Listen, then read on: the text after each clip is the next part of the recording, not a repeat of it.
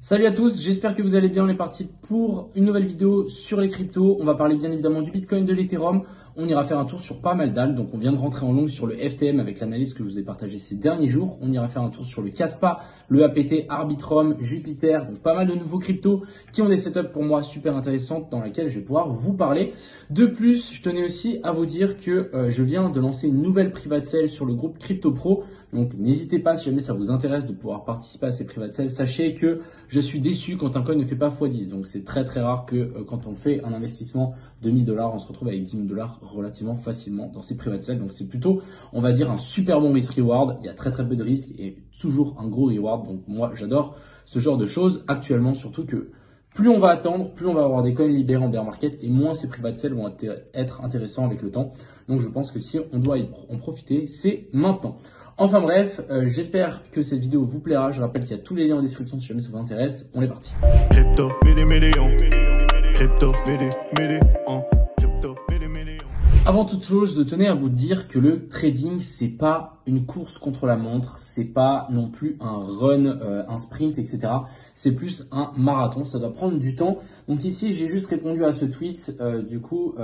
Il dit que être trader crypto ou même trader, peu importe, c'est le meilleur job sur la planète. Parce qu'en fait, il se lève à 4h15 le matin et qu'il a fini sa journée à 8h. Donc en 45 minutes, ta journée peut être terminée uniquement si tu as des objectifs et que tu respectent ton plan. La plupart des traders ne respectent pas leur plan. Et qu'est-ce qui se passe? Leurs objectifs non plus. Et du coup, ils s'amusent à overtrade, etc. Même si tu gagnes déjà 100 $ par jour avec le trading, les gars, c'est énorme. Je ne sais pas si vous vous rendez compte, ça vous fait un salaire de 3K. Par contre, vous pouvez être n'importe où sur la planète avec 3K. Et petit à petit, pourquoi pas augmenter cet objectif avec le temps. Donc vraiment, essayez de viser des petits objectifs pour augmenter de plus en plus et aller de plus en plus loin. Mais en tout cas, ça m'a pris énormément de temps à comprendre ça. Donc franchement, si jamais vous arrivez déjà à comprendre ça maintenant, c'est incroyable. Le trading, vous ne devenez pas riche comme ça. Ça prend du temps. Et même moi, je ne suis pas. Il y a très peu de gens qui deviennent riches avec le trading simplement parce que ils pensent que ça peut être fait en 2 secondes. Si c'est fait en 2 secondes, c'est avec des shitcoins et la plupart du temps, c'est de la chance. Enfin bref, continuons directement ici sur ce BTC. Je vous ai toujours dessiné cette petite analyse. Pour moi, on est toujours dans cette zone OTE, donc pour le moment, on peut toujours se faire rejeter. On a tenté de faire une petite escapade ici au nord. Vous voyez qu'on est venu récupérer les highs. Donc, je vais vous tirer une petite ligne, mais ici, on est venu récupérer ça. Juste essayer de trouver une charte où il y a un peu moins de dessin. Mais du coup, là, on est venu récupérer les liquidités qu'on avait placées ici au-dessus. Et ensuite, qu'est-ce qu'on vient faire? Ici, on est venu faire un boss. Donc, en théorie, ici, il y a de fortes chances que si on remonte tranquillement, pourquoi pas venir chercher cette zone OTE, on puisse vraiment redescendre plus bas et qu'on vienne récupérer, bien évidemment, toutes les liquidités qu'on a laissées ici. Je rappelle que tout ça peut être récupéré d'un moment à un autre et pourquoi pas nous faire une grande correction ici en A, B et puis C et on vient récupérer toutes ces liquidités. Donc pour moi, on est toujours dans une zone clé. C'est dans une zone dans laquelle on n'a pas forcément envie de trader. Maintenant, on a quand même un setup short, donc pourquoi pas tenter un short vers le bas. Encore une fois, moi je me méfie. Si on passe en daily, vous allez vous rendre compte qu'en fait, on est potentiellement juste en train de faire une petite chasse juste ici en dessous pour venir chercher cette zone de fair value gap qu'on est venu taper et qu'on risque potentiellement de repartir vers le haut. Donc encore une fois, je rappelle que c'est une zone clé, c'est du 50-50, on peut partir dans un sens comme dans l'autre. Après, maintenant, je vais me dire qu'on est peut-être un petit peu plus baissier que haussier avec la structure qu'on vient de faire et qu'on s'est fait rejeter assez fort, mais encore une fois, ça a été bien racheté. Donc, le cul entre deux chaises. Voilà, c'est exactement ce qu'on a là. C'est pour ça que moi, j'ai TP le trade que j'avais pris ici en dessous, juste au-dessus. Ensuite, du côté ici de l'Ethereum, donc Ethereum, plus ou moins la même chose que le Bitcoin. On avait raté notre entrée ici, mais je vois aussi potentiellement une petite correction ici en A. Du coup, on a corrigé la baisse ici en ABC et on peut largement redescendre plus bas. Encore une fois, l'Ethereum est moins bearish que le Bitcoin, surtout que on est venu récupérer les liquidités qu'on avait laissées là et qu'ensuite ici on a fait une petite inversion de structure et qu'on est quand même dans une structure haussière en grosse time frame. Donc des fois, ça arrive qu'on fasse ça, tac tac, ici on latéralise et qu'ensuite on coche et qu'on reparte plus haut. Donc pour le moment, les gars, l'Ethereum, vraiment, je suis assez mitigé. Je sais pas trop ce qu'il va faire. Mais pour le coup, on est aussi le cul entre deux chaises sur l'Ethereum. Sur les alts, c'est moins le cas. On a quand même peut-être plus de setup assez intéressant. Ensuite, qu'est-ce qu'on a sur les alts? Je voulais en premier parler ici de YourAI. Je ne sais pas si vous vous souvenez, mais je l'avais call quand on était ici en dessous. Donc les gens qui ont suivi le call et que vous avez holdé jusqu'à maintenant, on a fait un x5 pour ensuite ici on a plus presque un x2. Donc ça reste encore une fois un très bon investissement.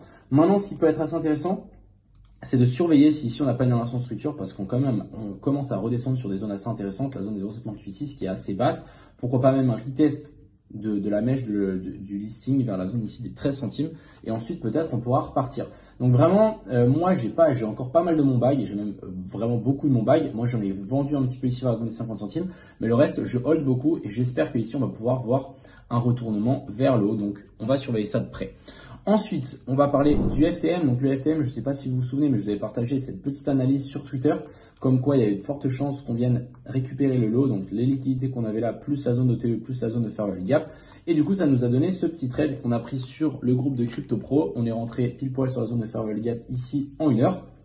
Très très clean, on est directement en positif. Maintenant, on veut vraiment que ça se retourne et qu'on veut pousser vers jusqu'ici la zone des 1.7. Mais pour le moment, je patiente, mais je pense vraiment qu'on pourra repartir assez fort. Donc, affaire à suivre ici sur le FTM. Si vraiment on a encore une inversion de structure en low time frame ici, ça pourrait être assez intéressant de le reprendre. Mais je suis assez confiant sur ce trade et je pense que si vraiment on a une inversion de structure plutôt clean, j'essaierai de recharger encore plus fort sur ce FTM. Ensuite, on va parler du APT. Alors, APT, on a déjà mis des dessins parce que c'est la deuxième fois que je tourne cette vidéo. Enfin bref, en gros, on arrive sur des plus hauts. Et dans la vidéo de tout à l'heure, j'avais dit qu'on arrivait vraiment sur des niveaux assez durs et qu'il y avait de fortes chances voilà, qu'on corrige et qu'on nous fasse une énorme tasse et anse. Donc ici la tasse et la anse pour ensuite venir péter plus haut. Et j'avais dit aussi que l'APT pouvait largement monter jusqu'à vers la zone des 100 $. Je maintiens toujours ce que j'ai dit et je le redis qu'ici on est quand même dans une zone dure. Donc ça vaut la peine de prendre pourquoi pas 2-3 profits et de pourquoi pas essayer de placer des ordres sur tous ces lots là. Donc entre la zone des 13 $ et la zone des 10 $.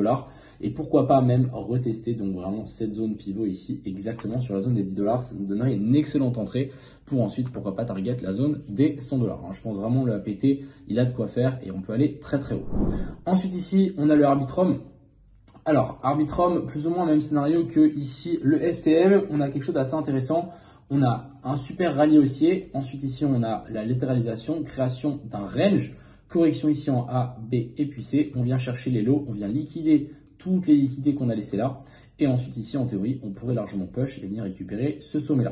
Donc là, ça peut nous donner aussi un excellent trade. La mèche ici peut largement être prise en tant que SL, étant donné que c'est une mèche de liquidation. Et je ne pense pas forcément qu'on va descendre plus bas. Encore une fois, ça dépendra du Bitcoin. Mais si on check uniquement ici le ARB, c'est ce qu'il faut faire. Plutôt un excellent setup ici à prendre. Ensuite ici, on a le Kaspa. Kaspa, petit trade aussi à prendre à mon avis. On a un petit inversion de structure, retour dans la zone de Fair Value Gap qu'on a laissé juste ici, retour dans la zone OTE. Et en théorie, ici, ça devrait tenir. De nouveau, correction ici en A, B et puis C. Là, ce que je m'attends vraiment, c'est un rebond assez fort et qu'on vienne chercher un nouveau top ici sur ces plus hauts là. Surtout qu'en plus, on a laissé un equal high. Donc, assez intéressant le Kaspa. En tout cas, moi, je vais le suivre de près, mais je pense que ça peut être un excellent trade. Ensuite, ici, on a le Solana. Ah, punaise, intéressant. Dommage, hein, dommage. Ça, c'est le trade. Parce que j'ai déjà tourné la vidéo et j'avais placé ce trade exactement là. Mais en gros, pour vous expliquer, je l'ai partagé sur Twitter. Mais en gros, on a structure haussière qu'on monte. On nous fait ici un boss et un cos changement de caractère. On corrige donc cette baisse en A, B et puis C. On vient récupérer la liquidité au-dessus de la A. On nous fait une petite inversion de structure ici. Donc, cos, boss, on redescend. Donc, on valide ici qu'on est baissier après la grosse inversion de structure. Donc là, c'est dans les zones là qu'on a envie de shorter. Et du coup, moi, j'avais dit qu'on pouvait potentiellement déjà shorter à partir de là, mais que notre entrée n'était pas folle et qu'on aurait pu se placer juste ici au-dessus. Malheureusement, je ne l'ai pas pris ce trade, mais le trade pour moi était plutôt bon et direction la zone de Fair Value Gap en weekly qu'on a laissé ici en dessous. Et pourquoi pas nous faire une grande en fait A, B et puis C. Et ensuite, on pourra repartir à mon avis très très fort pour le Solana. Continuons avec ici le JUP. Donc là, vous avez de nouveau mon analyse que j'ai fait tout à l'heure sur la vidéo. Mais en gros, c'était pour vous expliquer que on avait fait aussi une inversion structure, donc là on a notre boss et notre cos, qu'ensuite on était dans une phase de compression, donc c'est pour ça que j'ai tiré les deux traits, qu'on avait une correction ici en A, B et puis C, et que potentiellement on pouvait j'ai dit deux fois potentiellement, à la suite c'est pas ouf, mais en gros redescendre jusqu'ici, passer sous ce lot et ensuite on pourra repartir. Ce genre de structure, c'est des structures super bullish, ça nous fait une énorme correction ici en A, B et puis C, et ensuite ici on repart très très fort vers le haut. Donc vraiment le JUP, si jamais on corrige un petit peu plus fort et qu'on veut essayer de le choper un petit peu plus bas sur la zone de Fair Value Gap ici en weekly, voire même sur un retest ici de la mèche vers la zone des 0,87 centimes, plutôt 87 centimes sans le 0, ça pourrait être très intéressant. Donc vraiment affaire à suivre sur le JUP. mais je pense qu'il peut aller assez loin et assez haut. On va finir bien évidemment avec notre cher Gala. On n'est toujours pas en position dessus, mais on est patient. Je pense qu'il faut être patient sur ce genre de chart. Donc le Gala, vraiment, il est haussier. On est vraiment en train de repartir assez fort. J'ai toujours mon ordre sur la zone ici de fair value gap avec mon petit alerte au-dessus. Donc l'objectif ici, ça va être d'attendre une petite mèche qui vient toucher cette zone de fair value gap. Je pense même que ça correspond à la zone OTE de toute cette hausse. Ça correspond exactement à la zone des 0,108 de notre entrée. Donc finalement, on était peut-être un peu trop en avance. Mais si on est patient, on devrait potentiellement voir le Gala revenir rechercher le prix des 6 centimes. Et ensuite, à mon avis, on pourra venir récupérer un nouveau high. Donc personnellement, on patiente. Mais je pense que ça pourrait être très intéressant d'essayer de le choper sur la zone des 6 centimes. Enfin bref, voilà un petit peu le topo pour aujourd'hui. Le Bitcoin s'est quand même fait rejeter assez violemment. Donc faites attention. Clairement, faites attention. Je rappelle qu'on est toujours dans cette zone d'indécision, le cul entre deux chaises. Donc, attendons qu'on ait plus de validation. Mais ici, pour moi, je y vois déjà une validation bearish. Vraiment, prise de liquidité plus ici cost boss. C'est pas forcément ce qu'on a envie de voir. Donc, à voir. Mais ça ne m'étonnerait pas que dans les prochains jours, ici, on chute. Et si on chute vraiment fort, je pense que mes setups ici vont sauter. Après, bien évidemment, nous, on trade les alpes indépendamment du Bitcoin. Comme on l'a vu, le Bitcoin n'a pas forcément autant pump que ça sur le FTM, etc. Donc, c'est mieux de les trader indépendamment. Mais voilà, méfiance quand même. Enfin bref, j'espère que cette vidéo vous a plu. Je vous souhaite à tous une agréable soirée. C'était Victor Million. Ciao.